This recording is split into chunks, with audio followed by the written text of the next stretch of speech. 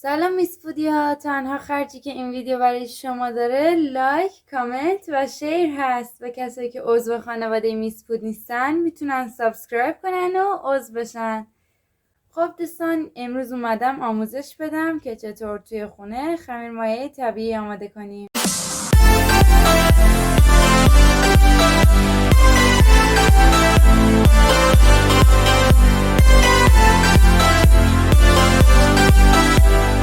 به یک ظرف شیشه‌ای احتیاج داریم که ترجیحاً دردار باشه، یا اگه ظرف شیشه‌ای شما در نداشت میتونید در اواسط کار روش تلفن بکشید. خب ما احتیاج داریم به آرد سبوسدار یا آرد نانوایی. اگر آرد شما ساده هست میتونید خودتون باهاش سبوس رو مخلوط کنید تا آرد سبوسدار به دست بیاد. 2 قاشق آرد سبوسدار من اضافه میکنم به ظرفم. خب و 4 قاشق آب گرم بدون کلر. و اینکه آب بدون کلر چطوری درست میشه، شما میتونید آب رو به جوش بیارید و بذارید سرد بشه و اینکه چون ما آب گرم احتیاج داریم بذارید دوباره کمی به جوش بیاد و ملایم تر بشه. خب 4 قاشق آب گرم اضافه میکنم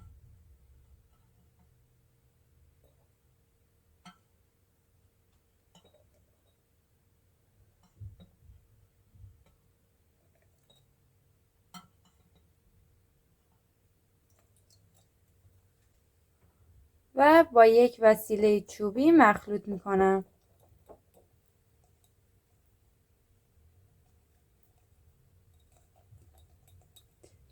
اگه سعی کنید وسیله شما چوبی باشه خیلی بهتره. حتی الامکان از وسایل فلزی استفاده نکنید و ظرفتون هم پلاستیکی نباشه به هیچ وجه. و خب 1 قاشق دیگه هم آب اضافه میکنم.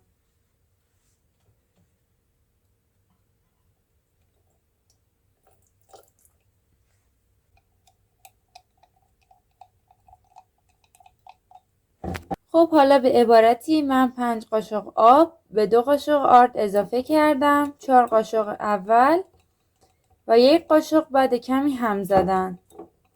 در نهایت خوب هم میزنیم تا مایع خمیر بعدا خوب به عمل بیاد. وقتی خوب و زیاد هم بزنید بعدا مایع خمیرتون کشدار و شل میشه. باید مایع خمیر شل و کشدار داشته باشیم. و خب کم دیگه هم بزنید و درش رو ببندید. خب دوستان، من درش رو میبندم. یا اگر ظرف شما دردار نیست در این مرحله باید روش تلفن بکشید. تاکید میکنم ظرفتون شیشه‌ای باشه و جای گرم قرار بدید. در زمستان میتونید کنار شوفاژ یا پشت بخاری قرار بدید و در تابستان هم میتونید جلوی آفتاب و یا پشت پنجره قرار بدید. و حالا باید بگذارید 24 ساعت در جای گرم قرار بگیره.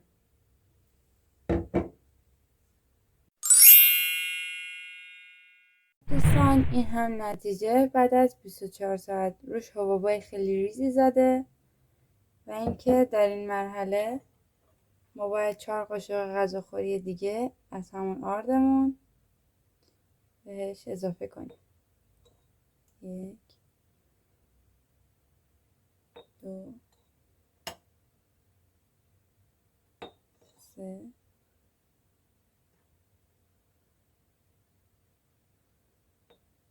4 و خب 2 قاشق دیگه آب ولرم بدون کلر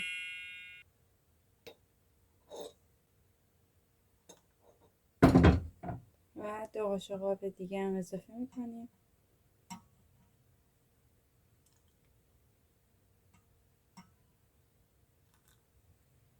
باید اونا رو به خوبی مخلوط کنید.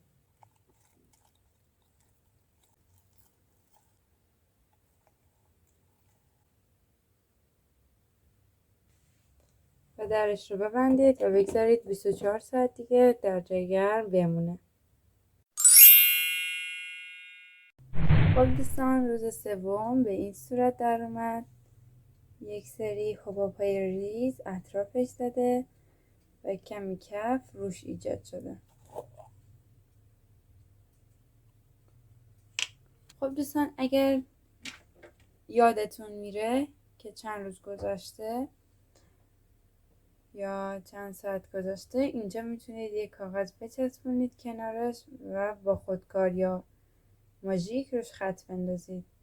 خب این بار 3 قاشق آرد استفاده میکنیم. 1 2 3 و 3 قاشق هم آب بهش اضافه میکنیم.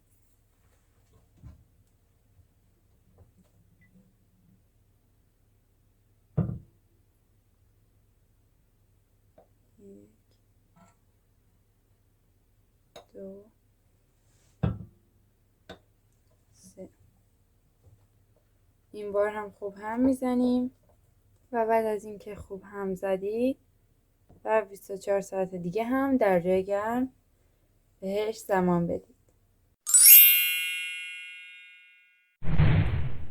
خب دوستان، این هم روز 4م. خمیرمایه ما به این صورت در اومده. از کنارهاش دیده میشه که حباب‌های خیلی ریز زده و پف کرده و 2 برابر شده. درش رو باز میکنیم. الان بوی ترشی میده، ولی این بو اصلا اشکالی نداره، چون که به اصطلاح خمیر ترشه. الان هرچی هم بزنیم پفش کمتر میشه و این بوی ترشی که میده علامت خوبی هست. ببینید حالا از بغل از کنار دیده نمیشه، ولی اینقدر شد تا اینجا هست. بعد از اینکه حسابی هم زدید، این بار 2 قاشق آرد اضافه میکنیم و دیگه آب اضافه نمی کنیم. 1 2. خوب همش میزنیم. و دوستان، این بوی ترشی که میده علامت خیلی خوبی هست، یعنی خمیر مایه شما خوب به عمل اومده و خوب درستش کردید. و اصلا این بوی ترشی علامت خراب شدنش نیست و بالعکس بوی ترشی علامت اینه که شما خیلی خوب درستش کردید و برای به عمل آوردنش موفق شدید. خب بعد از اینکه حسابی هم زدیم، خمیر مایه ما به این صورت در اومد و همینقدر سفته. برای آخرین بار 24 ساعت دیگه بهش زمان بدید. خب دوستان، و اینکه 4 روزه که در تلاشم این ویدیو رو برای شما ضبط کنم. پس اگر دوست داشتید لایک کنید، کامنت کنید و شیر کنید. و اینکه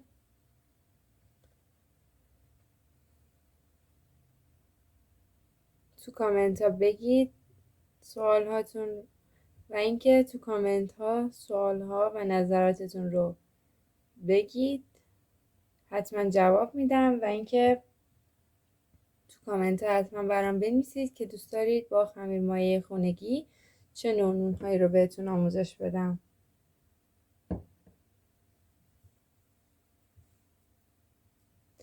خب 24 ساعت دیگه بهش زمان بدید، در جای گرم قرارش بدید و این آخرین 24 ساعت این خمیر هست.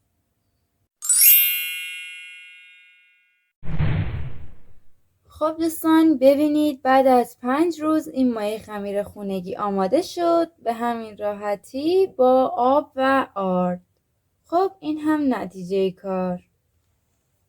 ببینید روز 5م به این صورت حبابای درشتری زده، داخلش هم به این شکل هست و وقتی اون رو هم میزنید باید حسابی نرم شده باشه به این شکل که لازم نیست که بهش زمان بدید. از همین الان شما میتونید از این مایه خمیر استفاده کنید. اما من فردا با این مایه خمیر براتون دستور پخت یک نون رو به درخواست یک عزیزی که در کامنت ها نوشته بود که یک نون با مایه خمیر طبیعی میخواستن براتون درست میکنم و ویدیوش رو آپلود میکنم. ببینید بوی ترش خوبی داره که این علامت خوبی هست، یعنی مایه خمیر شما آماده شده و مشکلی هم نداره. خب دوستان، من 5 روزه در تدارکات تهیه این مایه خمیر هستم. پس اگه دوست داشتین این ویدیو رو لایک، کامنت، شیر، سابسکرایب یادتون نره. خب مدت نگهداری این مایه خمیر 1 ماه هست. شما میتونید اون رو در یخچال قرار بدید و طی مدت 1 ماه هر وقت احتیاجتون شد در بیارید و ازش استفاده کنید. و اینکه برای 500 گرم آرد 2 قاشق غذاخوری از این مایه خمیر اضافه کنید. و اینکه درست کردن این مایه خمیر زحمت زیادی نداره، ولی باید چندین روز متوالی حواستون به این مایه خمیر باشه. ولی وقتی طعم نونی رو که با این مایه خمیر درست کردید چشیدید خستگیتون در میره.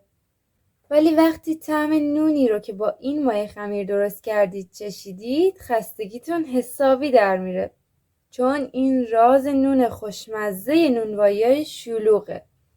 حتما آموزش بعدی پخت یک مدل نون با این مایه خمیر هست، چون این ویدیو چند روز زمان برده تا تهیه و تدوین بشه. لطف کنید لایک، کامنت، شیر یادتون نره. تا آموزش بعد، خدا نگهدار.